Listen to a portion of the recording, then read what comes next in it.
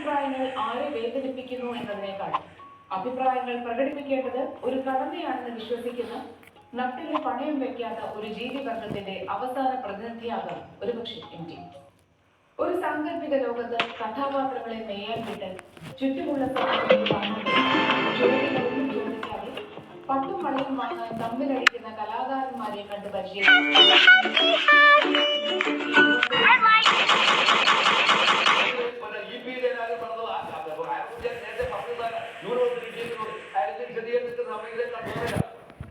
ഓരോ ഘട്ടത്തിലും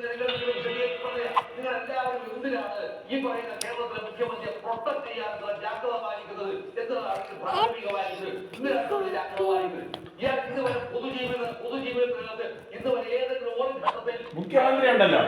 ബുദ്ധിപൂർവ്വം മോളെ കൊണ്ടൊരു കമ്പനി തുടങ്ങി എക്സാലോജിക്ക് എന്നിട്ട് അത്ത വിരിക്കാൻ വേണ്ടി ബോംബെയിലൊക്കെ ഗുണ്ടകൾ അത്ത വിരിപ്പില്ലേ കൈക്കൂലി അതിന് വേണ്ടി ഒരു കമ്പനി അതിന് വരുന്നതാണ് അത് സൈനികരുടെ നിഗൂഢത ഉണ്ടായിരിക്കും. ഈ സൈനികരുടെ നിഗൂഢത വന്നു കഴിഞ്ഞാൽ എന്തില്ല മനുഷ്യൻ സ്വാതന്ത്ര്യമില്ല